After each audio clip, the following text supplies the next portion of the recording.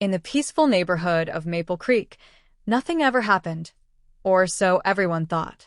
Tucked away between tall oaks and perfectly lined houses stood the residence of Mr. Albert Crowley, a retired watchmaker known for his silence and odd behaviors. No one visited him. No one dared to. People whispered that Mr. Crowley's house was cursed. Strange lights flickered in his attic window at midnight. Some claimed to hear clocks ticking, dozens of them, all night long, even though Crowley had closed his shop 20 years ago. One foggy evening, 15-year-old Emily Carter and her best friend Liam decided to solve the mystery. "It's just old people's nonsense," Liam laughed. "But if there's a real secret, we'll find it tonight." Armed with flashlights and a camera, they crept across Crowley's front yard. The grass was overgrown, and dead leaves crunched beneath their feet. The air smelled of rust and old wood. The porch groaned as they stepped on it. Emily reached for the doorknob, and, to their shock, it turned. Did he leave it unlocked?" Liam whispered. Emily pushed the door open, revealing a hallway dimly lit by a single hanging bulb. Dust motes floated like tiny ghosts. Along the walls hung clocks of every size, cuckoo clocks, pocket watches, grand old pendulums, all frozen at different times. Except one. A tall grandfather clock at the end of the hall was ticking steadily, its golden pendulum swinging left and right. The sound echoed through the silence. "Creepy," Liam muttered. They moved deeper into the house, their flashlights trembling. On the living room wall was a huge painting of Mr. Crowley. His eyes seemed to follow them no matter where they moved. Then they heard it. A soft shuffling noise from upstairs. Someone or something was moving. Emily swallowed. "Maybe Mr. Crowley is home?" Liam shook his head. "No. "Look at this." He pointed to a newspaper lying on a dusty table. The headline read, "Local recluse Albert Crowley dies at 89. Dated 2 weeks ago." "But if he's dead," Emily whispered. The footsteps upstairs grew louder.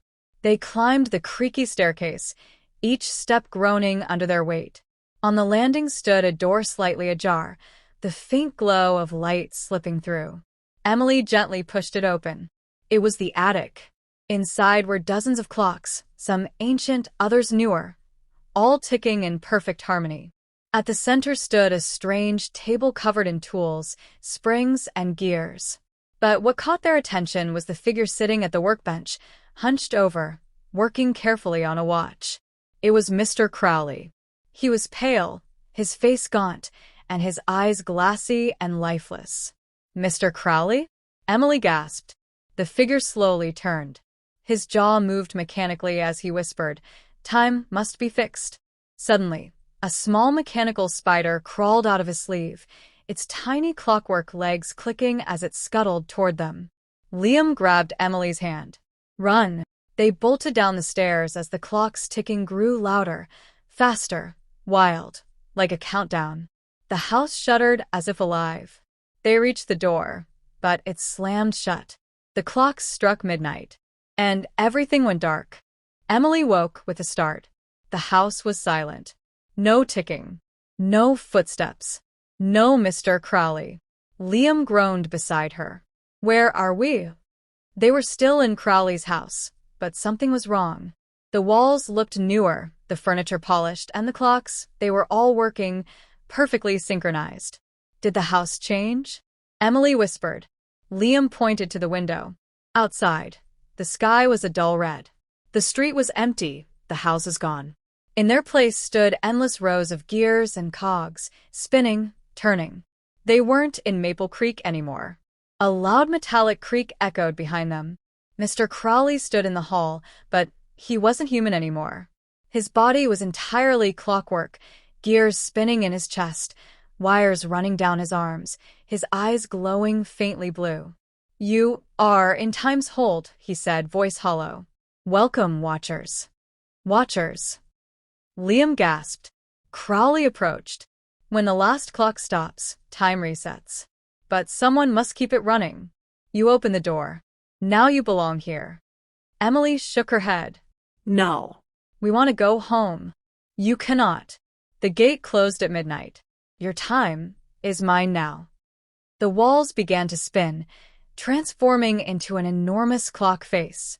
The attic window became the center, the hands of the clock stretching across the sky. Liam pulled Emily toward the staircase. There has to be a way out.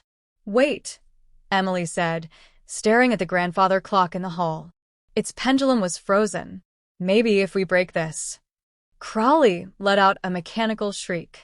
No. Time must flow forever. Liam grabbed a heavy iron rod from the workbench and smashed the clock's glass. The pendulum snapped, and the ticking stopped. The house shuddered violently. The walls cracked, gears exploded from the floor, and Crowley screamed as his body broke apart into springs and cogs. Suddenly, silence. The red sky faded. The gears vanished. They were back in the dusty, old Maple Creek house. Liam coughed. Did we make it? The clocks were all dead. The house felt cold. Empty. Emily noticed something on the wall, a fresh photograph in a dusty frame. It showed Mr. Crowley standing with two young figures. Them. Beneath it was engraved, "The New Watchers." Their eyes widened. The grandfather clock's pendulum started swinging. Tick. Tock. Behind them, in the shadows, something moved.